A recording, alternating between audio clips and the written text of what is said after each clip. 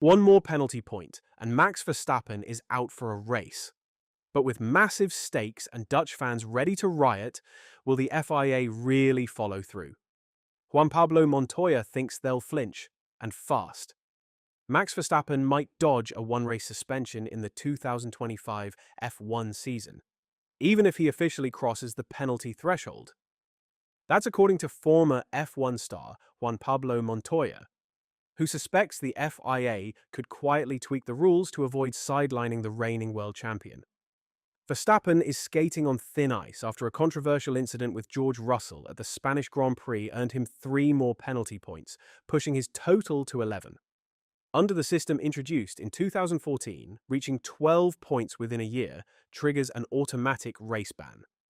Kevin Magnussen became the first to fall foul of this rule in 2024, sitting out the Azerbaijan Grand Prix after hitting the limit in Italy. But Verstappen might just catch a break. 2 points from a run-in with Lando Norris at last year's Austrian Grand Prix are due to expire on June 30th. That gives the Red Bull driver a narrow escape window. He'll need to keep it clean through the next 2 races in Canada and Austria. Speaking on his Montoya AS podcast, Montoya, a 6-time Grand Prix winner, suggested that the FIA will do whatever it takes to avoid the PR disaster of benching the sport's biggest star mid-season. His take? The key question is whether Max Verstappen actually has to skip a race if he gets a 12th penalty point. Suppose he has to miss the Austrian Grand Prix because of that. 90% of the audience there is Dutch. Nobody would go to that race then. So, what will it be? How will the public react? Are they going to sabotage the race, for example? I wouldn't be surprised if they change the rules before anything can happen at all. He later added, sportingly, they must punish him. But that brings headaches I don't wish on anyone. Really, they will pray Max Verstappen does nothing wrong. Red Bull are likely to choose between Racing Bull drivers Isack Hadjar and Liam Lawson to step in, should Verstappen pick up a race ban. Liam Lawson endured a brutal start to his 2025 campaign alongside Max Verstappen, crashing out of Q1 in both Australia and China before being swiftly replaced by Yuki Tsunoda. But despite his early setbacks in Red Bull's notoriously tough machinery, Lawson could still get another shot, especially if Verstappen ends up serving a race ban. Sources suggest he'll be given the same audition-style opportunity as Isack Hadjar to prove he's worthy of a full-time seat. Meanwhile, FIA steward Derek Warwick has stepped in to back the penalty Verstappen received in Spain, despite loud calls for harsher punishment, most notably from 2016 world champion Nico Rosberg, who argued Verstappen should have been disqualified outright. Warwick, who last took his place on the stewards panel at the Miami Grand Prix, didn't mince words. He labelled Verstappen absolutely wrong in his clash with Russell and praised the FIA's handling of the incident as perfect. I think everyone has to realise that if you are a driver who is used to winning like Max, it is very difficult when things go against you in a race that on paper, with 3 stops, looks like you could win. And we all know he's a winner. Should he have done what he did in Turn 5 with George Russell? Absolutely not. Did he get a penalty for that? Yes. Sebastian Vettel was once given a 10-second drive-through penalty in Baku after an incident with Lewis Hamilton in 2017, but he deliberately drove into Lewis. Whereas if you watch this video, it seems to me that although he dove in, he then did turn away from George, but momentum pushed him against George. It is absolutely wrong, and the FIA was right to give him a penalty. I think many people would say he should have been given a suspension as an example to young karters, and they are probably right, but I think the penalty was perfect. You have to look at each incident individually. This is not what I like to see. The rivalry between Max Verstappen and George Russell is heating up once again as the 2025 F1 season kicks into gear. What started as a fiery exchange after last year's Qatar Grand Prix, where Verstappen was penalised despite winning, has now snowballed into a full-blown grudge match.